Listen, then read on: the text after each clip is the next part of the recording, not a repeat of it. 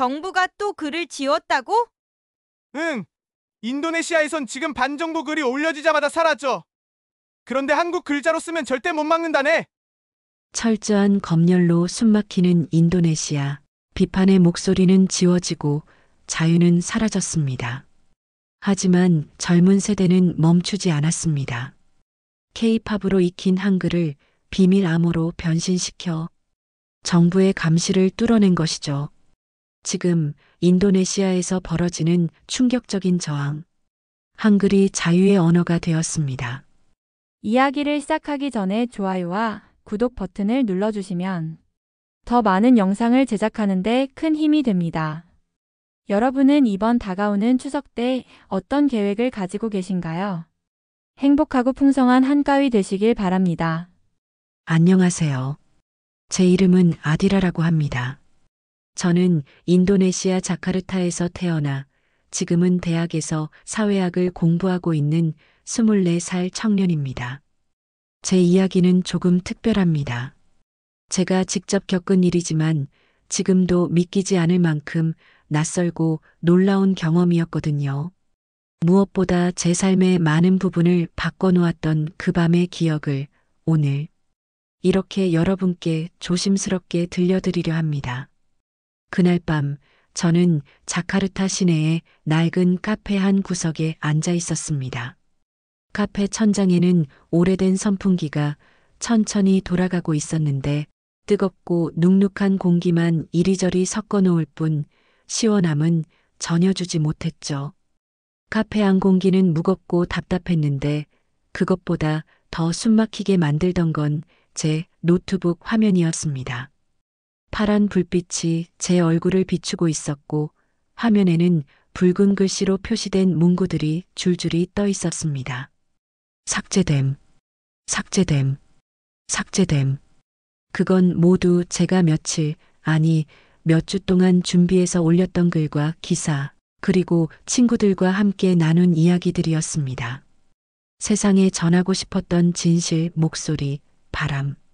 하지만 정부는 그 모든 것을 순식간에 지워버렸습니다. 마치 처음부터 존재하지 않았던 것처럼 흔적 하나 남기지 않고요. 저는 그날 처음으로 지식으로만 알던 검열이 제 삶을 직접 파고드는 걸 느꼈습니다. 머리로 알 때는 이론이었지만 실제로 겪고 나니 목이 조여오는 것 같고 숨이 막히는 것 같았습니다. 저는 평소 한국 문화에 부정적인 시선을 가지고 있었습니다. 제 여동생은 K-팝을 좋아했지만 저는 늘 고개를 저었죠. 화려한 춤, 반짝이는 가수들, 끝없이 쏟아지는 드라마와 유행들. 겉보기에 화려하지만 결국 상업적인 문화라고 생각했습니다. 심지어 인도네시아 젊은 세대가 그런 것들에 빠져드는 걸 보며 저는 한국이 문화제국주의를 펼치는 건 아닌가 의심하기도 했습니다. 제겐 한류라는 것이 자유나 희망의 상징이 아니라 오히려 소비와 환상의 도구로만 보였던 겁니다. 그런데 바로 그날 제 곁에 있던 라만이라는 친구가 전혀 뜻밖의 제안을 했습니다. 라만은 저보다 2살 많은 청년이었는데 18살 때부터 시위를 조직하고 사람들을 모아온 경험이 있었죠. 그는 언제나 침착했고 디지털 세상에서 권력보다 한 발 앞서 움직일 방법을 잘 아는 사람이었습니다. 그날도 그는 블랙커피를 홀짝이며 조용히 제 앞에 앉아 있었습니다. 라만이 제게 속삭였습니다. 아디라, 한글을 써보자.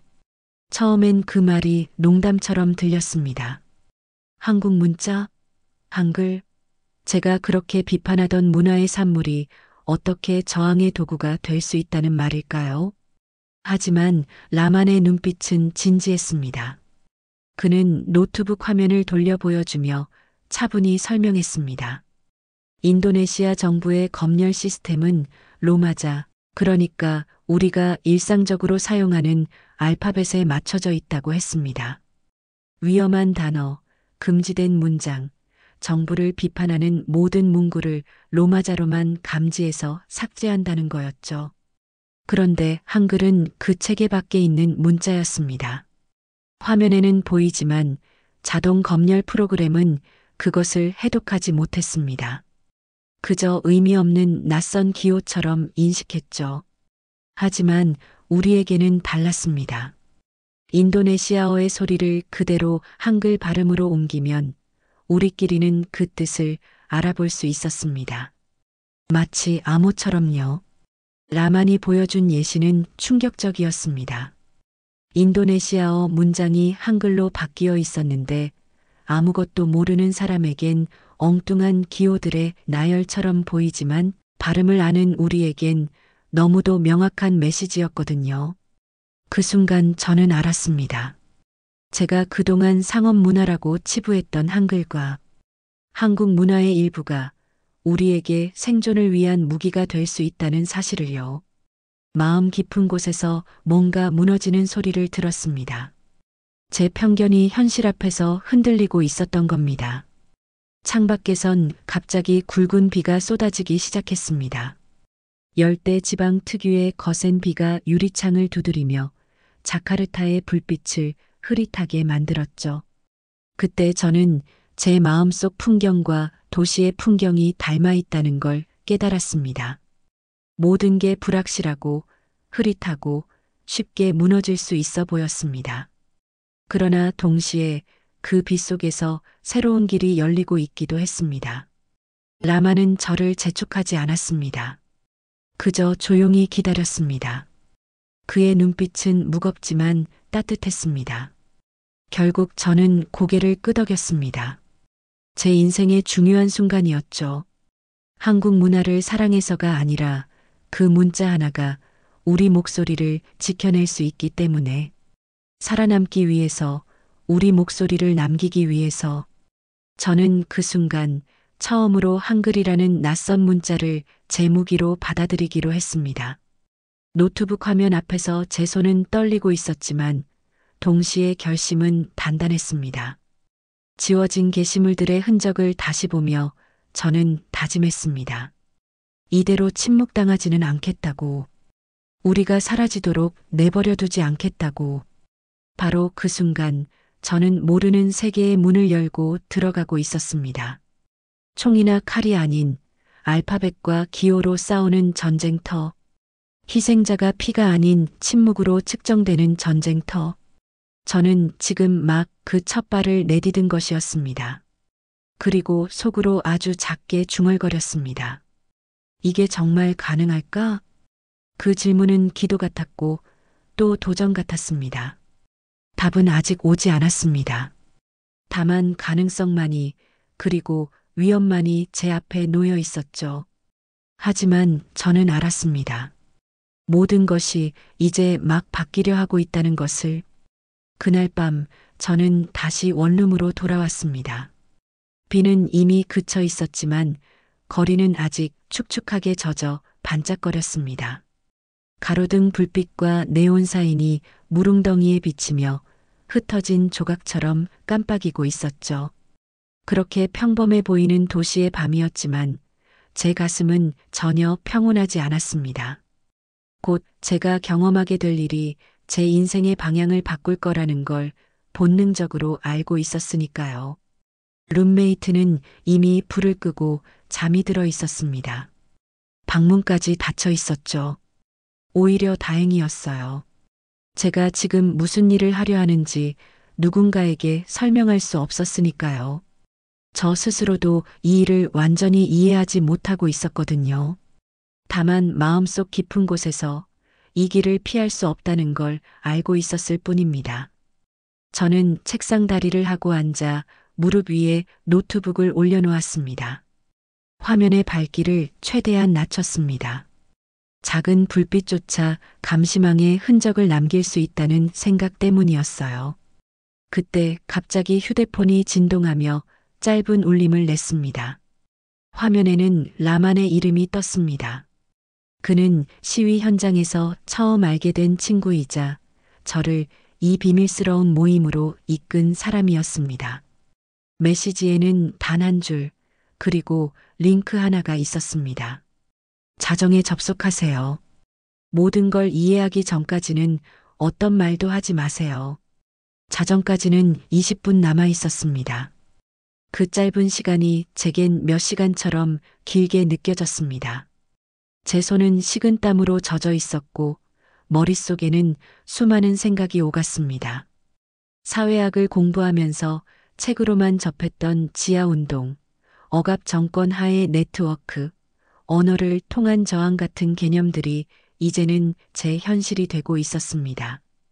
글로 배운 이론과 실제 행동의 간극, 안전과 위험 사이의 벽이 바로 눈앞에 서 있었죠. 마침내 노트북 시계가 0을 가리켰습니다. 저는 조심스럽게 링크를 클릭했습니다. 화면에 화상회의 창이 열렸고 낯선 얼굴들이 하나둘 나타나기 시작했습니다. 카메라를 켠 이도 있었지만 대부분은 얼굴을 그림자로 가리거나 화면을 완전히 어둡게 해둔 상태였습니다. 화면에 작은 사각형들이 점점 늘어났고 이내 20명 가까운 사람들이 같은 공간에 모여 있었습니다. 서로 말이 거의 없었지만 그 조용한 연결만으로도 묘한 긴장과 연대감이 느껴졌습니다. 몇몇은 대학교에서 본 얼굴들이었고 몇몇은 시위 현장에서 스쳐 지나가며 본 사람들이었습니다. 하지만 대다수는 처음 보는 이들이었죠. 그럼에도 불구하고 저는 확신할 수 있었습니다. 모두 저와 같은 세대였다는 것을요.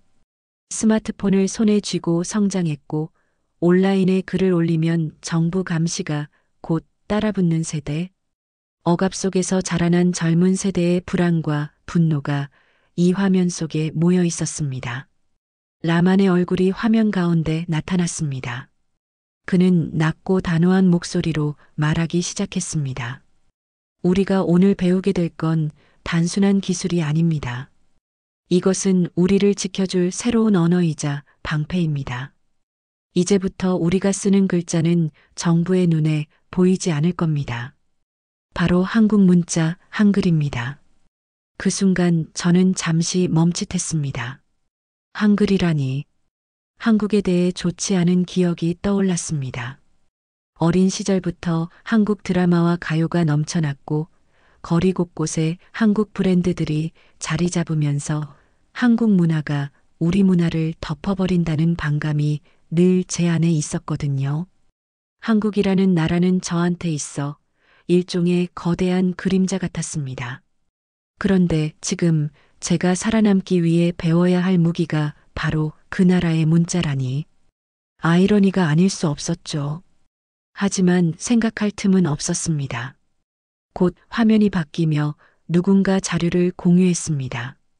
인도네시아어 문장이 눈앞에서 완전히 낯선 모습으로 변해갔습니다. 우리가 평소 쓰던 문장이 한국 문자로 옮겨지며 새로운 암호가 되는 장면이었습니다. 네모난 글자들이 체계적으로 조립되며 퍼즐처럼 맞춰지는 걸 보며 저는 놀라움을 감출 수 없었습니다. 한글은 단순한 낯선 알파벳이 아니라 기하학적으로 정교한 체계였던 겁니다. 이 글자는 500년 전 한국의 왕이 백성을 위해 만든 것입니다. 누구나 쉽게 배울 수 있도록 단순하면서도 논리적으로 만들어졌죠. 이제 이 문자가 우리를 지켜줄 겁니다. 라만의 설명이 이어졌습니다. 처음 시도는 엉망이었습니다. 저는 인도네시아어 문장을 발음대로 한글로 옮겨 적으려 애썼지만 손가락이 키보드 위에서 멈칫거리기 일쑤였습니다. 누군가 한글 자모를 인도네시아 발음과 연결시켜 놓은 표를 공유해 주었지만 그건 마치 고대 비문을 해독하는 듯 복잡해 보였습니다.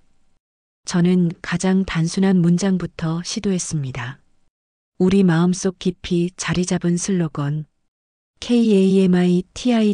KAMITIDAKTAKUT 우리는 두렵지 않다. 이 문장을 한글로 옮기려 하니 머릿속이 복잡해졌습니다. K는 키읔, 어는 아, M은 미음, I는 이 조합을 이어가자 낯선 글자가 조금씩 모양을 드러냈습니다.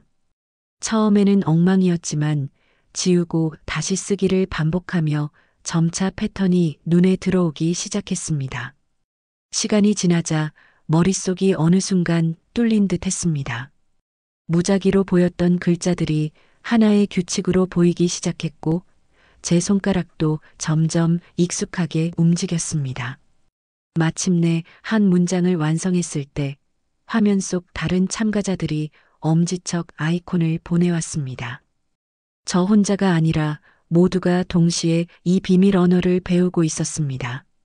선생 없는 교실, 그러나 모두가 서로의 선생이 되는 교실이었죠. 우리는 더 긴 문장에 도전했습니다.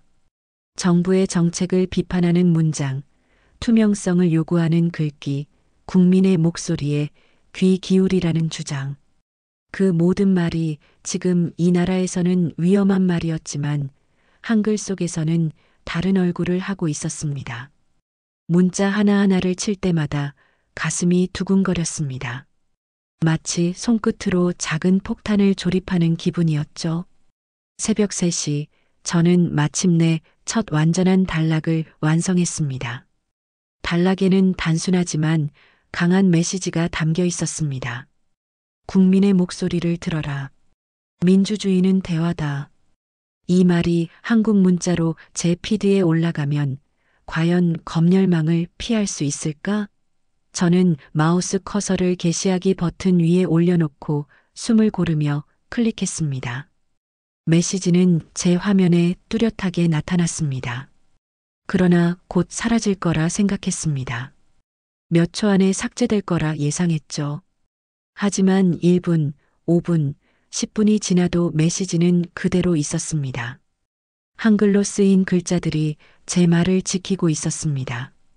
그 순간 제 입에서 저도 모르게 웃음이 터져 나왔습니다. 너무 커서 손으로 입을 막아야 했습니다. 단순한 기쁨이 아니었습니다. 믿기지 않는 충격, 안도, 그리고 살아있다는 희열이 뒤섞인 웃음이었습니다. 이 말도 안 되는 계획이 정말 성공한 겁니다. 다시 회의 화면으로 돌아갔을 때 모두의 얼굴에는 흥분이 묻어나 있었습니다. 우리는 작은 승리를 얻은 것이었죠. 하지만 동시에 마음속에서는 새로운 깨달음이 자리 잡고 있었습니다. 이것은 시작일 뿐이라는 것. 정부는 곧 눈치챌 것이고 또 다른 방식의 검열을 시작할 겁니다. 결국 이건 시간과의 싸움이라는 걸 모두가 알고 있었습니다. 창밖 하늘은 점점 밝아오고 있었습니다. 검은색에서 파란색으로 그리고 희미한 회색으로 변해갔습니다. 저는 눈이 따갑고 손가락이 뻣뻣했지만 몇 달 만에 처음으로 희망이라는 감정을 느꼈습니다.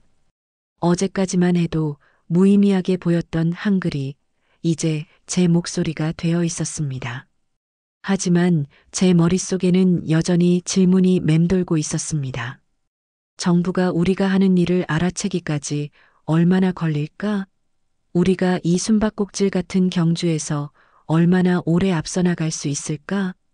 그리고 그 질문에 대한 답은 아직 아무도 알지 못했습니다. 변화는 생각보다 훨씬 빠르게 찾아왔습니다. 첫 번째 비밀 모임이 있은 지 고작 사흘, 72시간 만에 벌어진 일이었지요.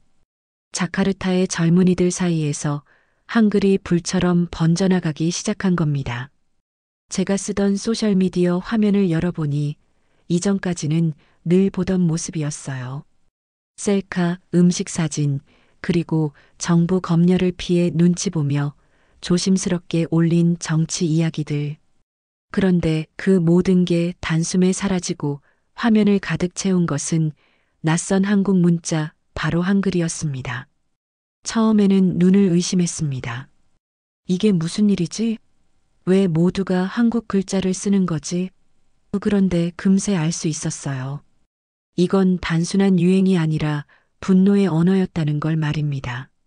남부 자카르타의 대학생이, 반둥의 젊은 화가가, 수라바야의 중학교 교사가, 그리고 탕헤랑의 공장에서 일하는 노동자까지 서로 얼굴조차 모르는 사람들이 똑같이 한글을 쓰기 시작한 겁니다. 특정한 지도자도 없었고 누가 중심이 되는 운동도 아니었어요. 그래서 더 막을 수 없었습니다. 어디에나 있으면서 동시에 어디에도 없었으니까요. 그런데 그 한복판에 믿기 어렵지만 저도 서 있었던 겁니다. 저는 그저 평범한 학생이었을 뿐이에요. 오히려 한국 문화에 부정적인 시각을 가진 회의적인 사회학과 학생이었죠. 하지만 언제부턴가 사람들은 제게 도움을 청하고 있었습니다. 휴대폰은 밤낮 없이 울렸고 알지도 못하는 사람들이 제 번호를 어떻게든 구해 메시지를 보내왔습니다. 모두가 말했습니다. 한글을 배우고 싶다. 검열 때문에 할 말을 할 수가 없다. 도와달라. 처음에는 하나하나 정성껏 알려줬습니다. 인도네시아어 발음을 어떻게 한글로 옮기는지, 단어를 어떻게 나누는지, 글자를 어떻게 조합하는지 차근차근 설명했지요. 하지만 요청은 끝없이 늘어났습니다. 제가 한 사람을 가르치면 곧 3사람, 5사람이 더 찾아왔습니다. 결국 방법을 바꿔야 했습니다. 그래서 그림 자료를 만들고 인도네시아어 발음을 한글과 연결한 안내서를 제작했습니다. 또 화면을 녹화해 짧은 영상을 찍었습니다. 제 얼굴은 보이지 않게 하고 오직 손과 키보드만 비추었지요. 인도네시아어가 한글로 바뀌는 과정을 보여주며 모든 자료를 암호화된 채널에 올렸습니다. 안전하지 않을 수 있다는 걸 알면서도 그 길밖에 없었습니다. 이 과정에서 저는 원치 않게 별명을 얻게 됐습니다. 한글 암호 전문가. 누군가 장난처럼 부른 말이었는데 이내 널리 퍼져버렸습니다. 낯선 사람들이 저를 그 이름으로 부르며 찾아왔습니다. 불과 며칠 전만 해도 한국 문화를 비웃던 저였는데 이제는 언어를 무기로 삼는 저항의 상징처럼 되어버린 겁니다. 하지만 곧 문제는 더 커졌습니다. 단순히 발음을 옮겨 적는 방식은 오래가지 못했습니다. 같은 패턴이 반복되면 결국 정부도 눈치챌 테니까요. 실제로 저와 동료들은 그 위험을 예감했습니다. 정부의 검열 알고리즘이 언젠가 한글을 인식해 차단하기 시작할 거라는 거요. 그래서 우리는 한 발 앞서 나가야 했습니다. 밤마다 저는 방에 틀어박혀 새로운 방법을 고민했습니다. 단순히 소리를 옮기는 게 아니라 문법을 뒤섞고 없는 단어를 만들고 퍼즐 속에 퍼즐을 넣는 방식으로 발전시켰습니다. 한국 사람이 보면 전혀 말도 안 되는 문장이었지만 인도네시아 사람들에게는 너무나도 분명한 의미였지요. 정부가 쓰는 컴퓨터 프로그램에는 전혀 읽히지 않는 혼돈, 그 속에서 우리는 자유롭게 소통할 수 있었습니다. 그뿐만이 아니었습니다. 글자의 모양까지 이용했습니다. 얼핏 보면 같은 글자인데 자세히 들여다보면 전혀 다른 의미가 숨어 있는 방식이었죠. 이중 암호, 삼중 암호가 만들어지면서 우리의 디지털 지하 세계는 점점 더 정교해졌습니다. 라만, 제 가장 가까운 동료 중 하나는 이렇게 말했습니다. 우리는 단순히 검열을 피하는 게 아니야. 새로운 언어를 만들고 있어. 저항의 언어를. 그의 말은 제 가슴에 깊이 남았습니다. 그 순간 저는 깨달았습니다. 우리가 하고 있는 일은 단순한 장난이나 기술적 꼼수가 아니라 억압 속에서 목소리를 지켜내는 진짜 싸움이라는 걸 말입니다. 당연히 정부도 가만히 있지 않았습니다. 곧 한국어 전문가들이 불려왔다는 소문이 돌기 시작했습니다. 언어학자들, 통역가들, 심지어 한국 기관에 도움을 청했다는 얘기도 들려왔습니다. 우리의 암호를 풀고 다시 우리를 침묵시키려는 시도였지요. 이 소식이 두려워야 정상일 겁니다. 하지만 이상하게도 그때 저는 평온함을 느꼈습니다. 왜냐하면 그들이 두려워하고 있다는 증거였으니까요. 막강한 권력을 가진 정부가 우리 젊은이들이 만든 작은 네트워크 앞에서 당황하고 있었던 겁니다. 그것만으로도 우리는 이미 힘을 가지고 있었습니다. 그래서 우리는 더 나아갔습니다. 일부러 철자를 틀리게 쓰고 지역 방언을 섞어 쓰고 오래된 한글 자모를 가져와 혼합했습니다. 우리가 만든 언어는 점점 복잡해졌고 내부에서만 이해할 수 있는 문화가 되었습니다. 이제 단순한 글자가 아니라 우리만의 신호이자 암호 그리고 하나의 연대였습니다. 제 방은 점점 전쟁터 같은 모습으로 변했습니다. 벽에는 출력물이 가득 붙었고 책상은 언제나 자료로 뒤덮여 있었습니다. 저는 늘 노트북을 켜둔 채 암호화된 채널에 연결되어 있었지요. 잠은 사치가 되었고 식사는 단순히 몸을 버티기 위한 도구에 불과했습니다. 대학 수업은 점점 뒷전이 되었지만 제 마음은 오직 하나에만 집중하고 있었습니다. 어느 날 문득 혼자 앉아있던 저는 지난 날을 떠올렸습니다. 불과 몇 주 전만 해도 저는 한국 문화를 가볍게 여겼습니다. K-팝은 공허한 오락, 한국 드라마는 비현실적인 환상이라고 생각했었죠. 그런데 지금은 아이러니하게도 바로 그 한국 알파벳, 한글이 우리의 목소리를 지켜내는 무기가 되어 있었습니다. 저는 중얼거렸습니다. 한국은 단순한 오락일 뿐이라고 생각했는데 지금은 한글이 우리를 살리고 있구나. 그 말이 제 귓가에 메아리 치듯 맴돌았습니다. 이건 한국 문화가 특별히 우월해서가 아닙니다. 그저 우리를 억압하는 사람들이 예상하지 못한 도구였기 때문에 우리 세대에게는 가장 강력한 무기가 된 것이지요. 하지만 그럼에도 불구하고 저는 마음 깊이 감사했습니다. 오래전 백성을 위해 만들어진 그 글자가 지금 이 시대의 인도네시아 젊은이들에게 목소리를 주고 있었으니까요. 창밖을 바라보았습니다. 수많은 불빛이 흐르는 자카르타의 밤. 저 불빛들 어딘가에서 수천 명의 젊은이들이 한글로 메시지를 쓰고 있겠지요. 작은 불꽃 하나하나는 미약해 보이지만 함께 모이면 결코 꺼지지 않는 거대한 빛이 됩니다. 물론 정부는 계속해서 새로운 방법으로 우리를 막으려 할 겁니다. 언젠가는 우리 암호가 일부는 풀릴 수도 있습니다. 하지만 그때마다 우리는 또 다른 방법을 찾을 겁니다. 새로운 길을 열고 새로운 소리를 내며 절대 침묵하지 않을 겁니다. 이 싸움은 단번에 끝나지 않을 겁니다. 경주는 이미 시작되었고 우리는 지금도 달리고 있습니다. 그리고 이 이야기는 아직 끝나지 않았습니다. 그날 새벽 저는 평소와 다름없이 피곤에 겨운 채 침대에 누워 있었습니다. 노트북은 여전히 옆에 켜져 있었고 눈꺼풀이 무겁게 내려앉던 순간이었죠. 그런데 갑자기 휴대폰이 울렸습니다. 짧게 3번, 잠시 멈추고 다시 3번. 우리가 정해둔 긴급 알림 패턴이었어요.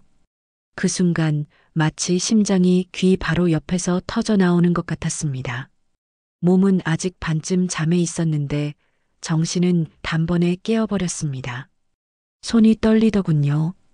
화면 불빛이 어둠을 뚫고 번쩍였을 때 메시지는 아주 짧았지만 충격적이었습니다. 정부 태스크포스 확인. 한국어 언어학자 고용됨. 해독 알고리즘 개발 중. 30분 후 긴급회의. 이 몇 줄이 저를 단숨에 얼어붙게 만들었지요. 우리는 지난 3주 동안 무적인 것처럼 행동했습니다.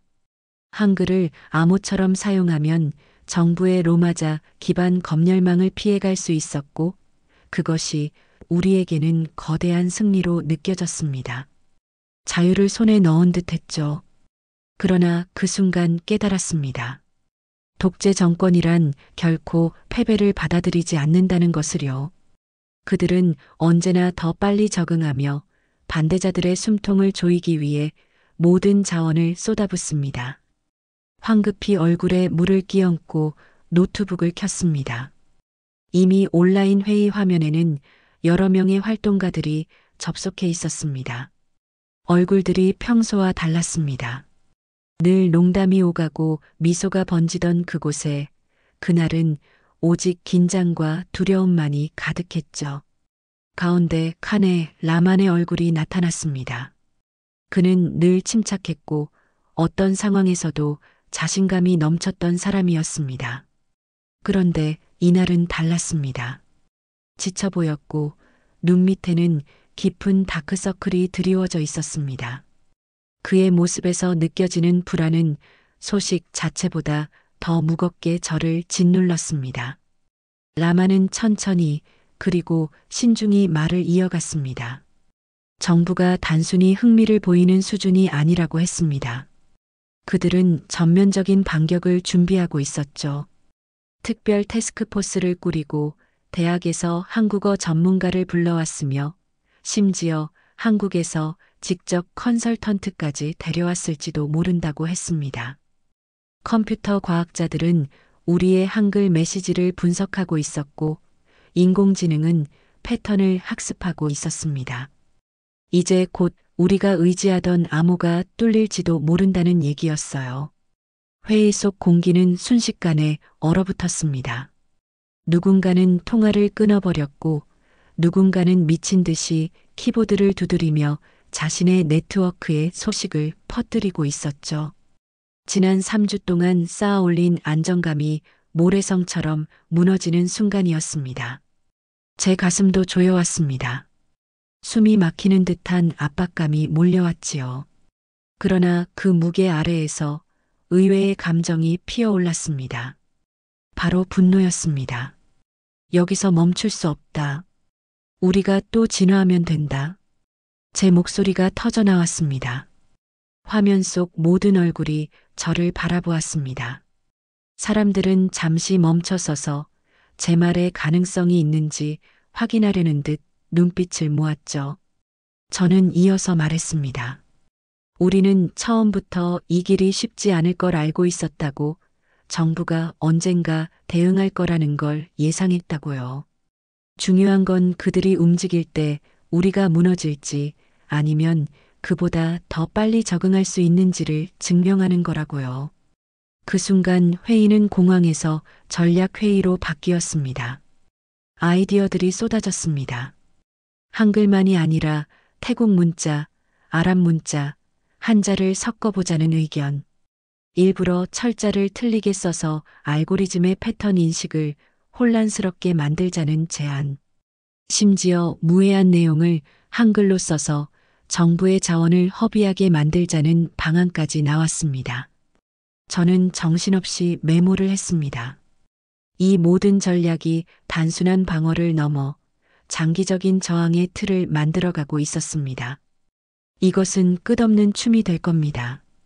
권력은 통제하려 할 것이고 우리는 계속해서 적응하며 자유를 지켜내려 할 테니까요. 며칠 동안 밤낮이 구분되지 않았습니다. 커피와 피로 속에서 우리는 온라인 워크숍을 열고 새로운 방식을 훈련했습니다.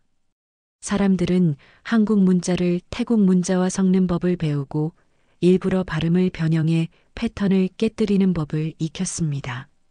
정부가 메시지를 하나 뚫더라도 그 아래에는 또 다른 메시지가 숨어 있었습니다.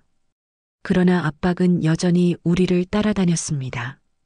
체포 소식이 들려왔습니다. 몇 명의 활동가들이 검거되었고 그들의 가족마저 조사를 받았습니다. 정부는 성명을 발표했습니다. 외국 문자를 이용해 검열을 피하는 자는 누구든 심각한 처벌을 받게 될 것이다. 그 말은 곧바로 우리 사회에 공포를 퍼뜨렸습니다. 적극적으로 활동하던 사람들도 조용해졌습니다. 계정을 삭제한 이들도 있었지요. 저조차도 예민해졌습니다. 작은 소리에도 심장이 덜컥 내려앉았고 꿈속에서는 체포와 신문 장면이 반복되었습니다. 교수님조차 이상함을 눈치챘습니다. 제가 예전처럼 밝고 적극적이지 않다는 걸요. 그러나 진실을 말할 수는 없었습니다. 저는 단순히 시험 스트레스 때문이라고 둘러댔습니다. 룸메이트마저 저를 피하기 시작했습니다. 더 이상 묻지도 않았습니다. 그 눈빛 속에는 걱정과 동시에 두려움이 서려 있었지요. 혹시 제 곁에 있는 것만으로도 위험해질까봐 거리를 두는 듯 했습니다. 고립은 제 피로를 더 깊게 했습니다. 온라인에서는 수많은 동지와 함께였지만 현실에서는 점점 더 외로워졌습니다. 그러던 어느 날 새벽 저는 벽에 부딪혔습니다. 노트북과 출력물, 수십 잔의 빈 커피컵 사이에 주저앉아 아무것도 할 수 없게 된 순간이었죠. 결국 라만에게 전화를 걸었습니다. 암호화 채널이 아닌 그냥 일반 통화로요. 이미 보안 따위는 신경 쓸 기력이 없었습니다.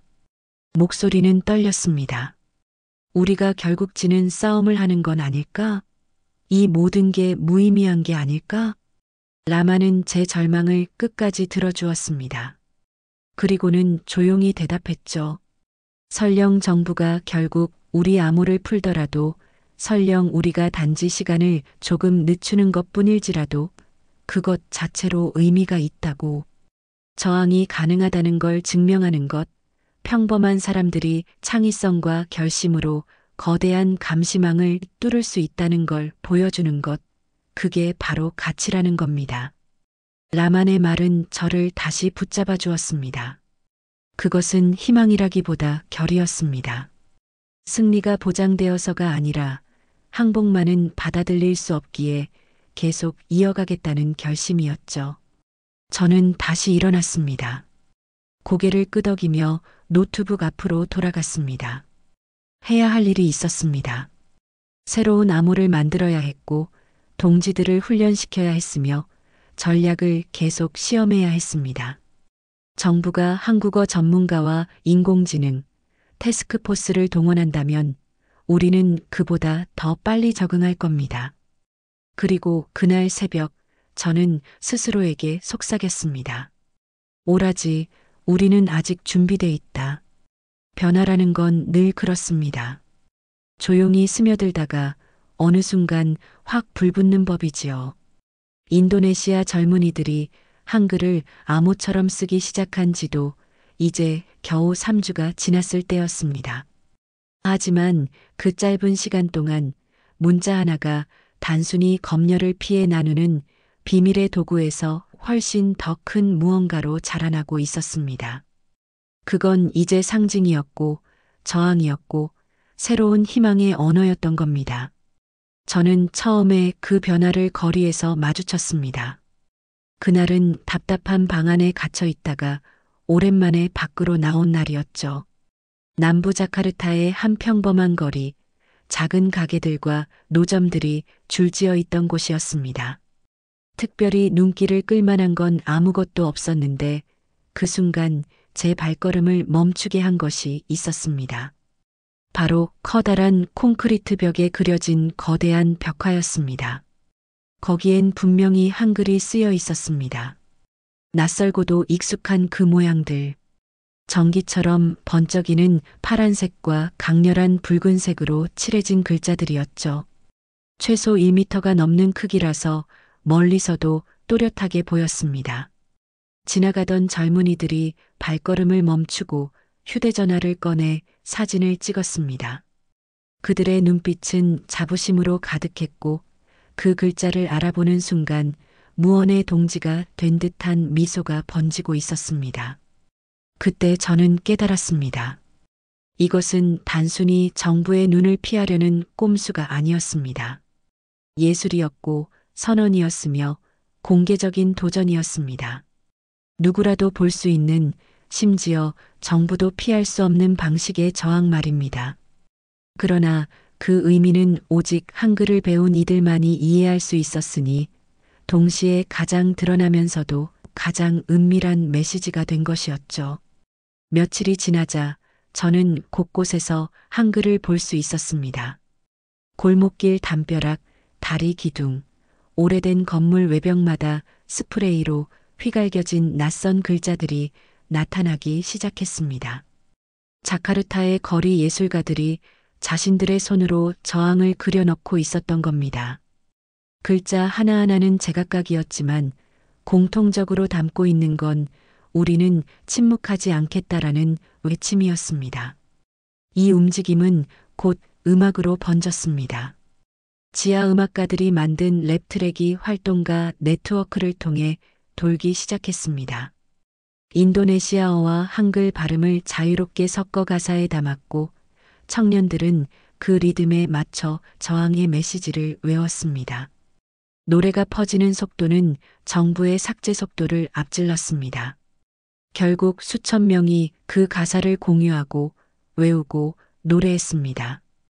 음악이 검열보다 빨랐던 겁니다. 패션도 예외가 아니었습니다. 작은 디자이너들이 검은 티셔츠 위에 하얀 한글로 저항의 문구를 새겨넣기 시작했습니다. 그 옷을 입고 길거리에 나선다는 건 위험한 일이었지만 동시에 서로를 알아볼 수 있는 비밀의 표시가 되었습니다.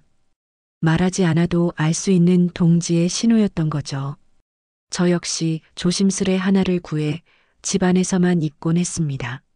하지만 그 옷을 걸칠 때마다 마치 보이지 않는 갑옷을 입은 것처럼 강해지는 기분을 느꼈습니다. 이 모든 변화는 한글을 단순한 코드가 아닌 정체성의 상징으로 바꾸었습니다. 이제 인도네시아의 젊은 세대는 한글을 자신들의 것처럼 받아들이고 그 의미를 다시 쓰고 있었습니다. 누군가 수백 년 전에 만든 문자가 이제 새로운 땅에서 전혀 다른 저항의 언어로 태어난 것입니다. 그러던 어느 날 제 친구 라만이 저를 동부 자카르타에 버려진 창고로 데려갔습니다. 단순한 회의가 아니라 일종의 축제 같은 자리였습니다. 골목길을 돌아 들어가 도착한 그곳에는 수백 명의 젊은이들이 모여 있었습니다. 18, 25, 많아야 30을 넘지 않는 청년들이 가득 찼습니다.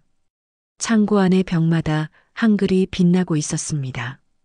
종이에 손으로 적힌 글자들, 벽 위에 투사된 문자들, 그리고 디지털 화면을 타고 흐르는 메시지까지 모든 공간이 새로운 언어로 가득 찼습니다. 사람들은 한글 티셔츠를 입고 있었고 어떤 이들은 팔뚝과 목에 임시 타투를 새겨 넣었습니다. 피부에 새긴 그 글자는 마치 스스로를 증명하는 도장이었습니다. 더 놀라운 건 그곳에서 진짜 한국어가 들려왔다는 것이었습니다. 단순히 인도네시아어를 한글로 옮긴 것이 아니라 드라마와 노래에서 배운 진짜 한국어 단어들이 오갔습니다. 한 여학생이 제게 다가와 노트를 보여주었는데 거기에는 빼곡히 적힌 한국어 단어들이 있었습니다. 그녀는 진심 어린 목소리로 말했습니다. 처음에는 단지 저항을 위해 한글을 배우기 시작했는데 이제는 언어 자체에 매료되었다고요. 드라마를 자막 없이 보려고 노력하고 K-팝 가사를 따라 부르며 단어 하나하나를 익히고 있다고 했습니다. 그 말을 들으며 저는 복잡한 감정에 사로잡혔습니다. 저는 오랫동안 한국 문화가 동남아시아를 잠식한다고 비판해 왔습니다. 그러나 지금 제 눈앞에 있는 것은 분명 달랐습니다. 한국 문화가 강제로 주입된 것이 아니라 스스로 선택한 것이었고 그것을 통해 오히려 자기 목소리를 내고 있었으니까요. 아이러니했지만 동시에 벅찬 감정이 밀려왔습니다. 라마는 제 혼란을 눈치챘는지 조용히 말했습니다. 도구는 쓰는 사람에 따라 달라집니다. 세종대왕이 한글을 만들었을 때도 그 누구도 이런 장면을 상상하지 못했겠지요. 하지만 지금 인도네시아 젊은이들이 이 문자를 통해 목소리를 얻고 있어요. 이것은 제국주의가 아니라 새로운 변신입니다. 그 순간 저는 깨달았습니다. 문화라는 것은 결코 단순하지 않다는 사실을요. 강요만 있는 것도 완전한 거부만 있는 것도 아니었습니다. 교류 속에서 끊임없이 변하고 새로운 의미를 얻으며 때로는 예상치 못한 방식으로 사람들에게 힘을 주었습니다. 한글은 이제 국경을 넘어 인도네시아 청년들의 저항의 언어가 되어 있었던 것입니다. 물론 정부도 가만히 있지 않았습니다. 한국어 전문가를 불러 메시지를 해독하려 시도했습니다. 일부 단순한 문장은 풀렸지만 그때마다 젊은이들은 더 빠르게 새로운 변형을 만들어냈습니다. 한글에 아랍 문자를 섞기도 했고 태국 문자를 넣기도 했습니다. 심지어 도시마다 다른 방식으로 코드를 변형시켜 수라바야에서 쓰는 한글이 자카르타의 것과 다르게 보이게 했습니다. 마치 방언처럼 말이죠. 저항은 살아있는 생물처럼 진화했습니다. 정부가 해독하면 그보다 더 복잡한 새로운 암호가 나왔습니다. 체포가 일어나면 사람들은 더 은밀하고 정교하게 움직였습니다. 두려움은 있었지만 그보다 더 강한 건 멈추지 않겠다는 결의였습니다. 늦은 밤 자카르타의 끝없는 불빛을 바라보며 저는 생각했습니다. 이 도시 어딘가에서 수천 명의 젊은이들이 한글을 타이핑하고 있을 거라고. 각 글자는 작은 불꽃이었고 각 메시지는 선언이었으며 각 청년은 증거였습니다. 침묵할 수 없다는 증거, 창의성이 권력보다 강하다는 증거 말입니다. 그리고 저는 알았습니다. 이 싸움은 아직 끝나지 않았다는 것을요. 오히려 이제 막 시작되었을 뿐이었습니다. 6개월이었습니다. 딱 반년이지요. 지금도 그날을 떠올리면 가슴이 서늘해집니다. 후덥지근했던 자카르타의 어느 여름밤, 작은 카페 구석에서 라만이 처음으로 저에게 낯선 한국 문자를 보여주던 순간이 있었지요. 그는 불가능해 보이는 제안을 했습니다. 정부의 눈을 피해 한글로 우리의 목소리를 전하자는 제안이었어요. 그때만 해도 저는 믿지 않았습니다. 어떻게 낯선 나라의 알파벳이 우리 삶을 바꿀 수 있겠느냐며 비웃었지요. 하지만 지금 돌이켜보면 그날 이후 제 삶은 완전히 달라졌습니다. 자카르타의 저녁 하늘은 늘 그렇듯 붉고 보랏빛으로 물들어 있었습니다. 발코니에 서 있던 저는 멀리서 들려오는 시장 상인들의 외침과 끊이지 않는 오토바이 소리를 들으며 이 도시가 결코 잠들지 않는다는 걸 다시금 느꼈습니다. 그리고 제 뒤편 열려있는 방 안에서는 노트북의 푸른 불빛이 밤 공기를 가르고 있었지요. 화면 위에는 수십 개의 한글 메시지가 줄지어 있었습니다. 평범한 학생들의 희망, 노동자들의 분노, 체포된 동료를 향한 연대, 그리고 무엇보다 자유를 향한 외침이었습니다. 6개월 동안 이 문자는 단순한 알파벳을 넘어섰습니다. 그것은 저항의 상징이 되었고 통제할 수 없는 목소리의 물결이 되었습니다. 물론 검열 시스템은 여전히 존재했습니다. 많은 메시지가 삭제되었고 많은 동료가 잡혀갔습니다. 하지만 중요한 건 우리가 배웠다는 것입니다. 검열이 절대적이지 않다는 것을요. 인간의 창의성과 용기는 어떤 감시망 속에서도 틈을 찾아낸다는 것을요. 저는 그 과정에서 가장 크게 변한 사람이었습니다. 6개월 전 저는 한국 문화가 우리에게 줄 수 있는 게 무엇이냐며 비웃던 사람이었습니다. 한국 대중문화를 단순한 상업상품, 문화제국주의라고만 생각했었지요. 하지만 그때와 지금은 다릅니다. 이제 저는 압니다. 문화라는 것이 단순히 나라의 힘이나 자본의 도구만은 아니라는 걸요. 어떤 도구도, 어떤 문장도 누가 어떻게 쓰느냐에 따라 전혀 다른 의미를 가질 수 있다는 것을 배운 겁니다. 한글은 우리를 구했습니다. 그것이 특별히 뛰어난 문자라서도 아니고 한국이 위대해서도 아닙니다. 단지 예상치 못한 곳에서 답이 나왔기 때문입니다. 정부가 우리를 통제하기 위해 설계한 시스템 바깥에 한글이라는 알파벳이 있었던 거지요. 우연처럼 주어진 이 틈새에서 우리는 목소리를 찾았습니다. 라마는 최근 다큐멘터리 제작자와 접촉했다고 했습니다. 이 저항의 기록을 남기고 싶다는 사람들이 있었지요. 우리 얼굴은 드러나지 않았습니다. 조명은 강했지만 카메라는 일부러 우리 모습을 가렸습니다. 목소리만 담았습니다. 질문은 단순했지요. 무엇을 배웠습니까? 저는 잠시 망설이다가 이렇게 말했습니다. 한글이 우리 목소리를 구했습니다. 마법 같아서가 아닙니다. 단지 우리가 예상치 못했기 때문입니다. 저항의 도구는 어디서든 올 수 있습니다. 우리가 무시했던 곳에서조차요. 제 말은 여전히 부족했지만 그 진심만큼은 화면에 남았을 겁니다. 물론 정부도 가만히 있지 않았습니다. 한국어 전문가들을 고용해 메시지를 해독했고 인공지능 알고리즘을 개선해 우리의 흔적을 찾아내려 했습니다. 우리의 글은 더 빨리 삭제되었고 감시의 손길은 더 정교해졌습니다. 그러나 우리는 그보다 더 빨리 움직였습니다. 한글에 다른 문자들을 섞고 이미지를 활용해 메시지를 숨기고 음성으로 돌려서 또 다른 방식으로 전했습니다. 저항은 억압이 강해질수록 더 다채롭게 진화했습니다. 이 싸움은 거대한 전쟁 같았습니다. 하지만 사실 우리가 진짜로 싸우고 있던 건 메시지 몇 개가 아니었습니다. 우리는 이 세상에 인간의 자유는 결코 완전히 사라질 수 없다는 걸 증명하고 있었습니다. 정부가 아무리 억누르려 해도 사람들은 늘 말할 길을 찾아낸다는 것. 그것이야말로 우리가 얻은 가장 큰 승리였습니다.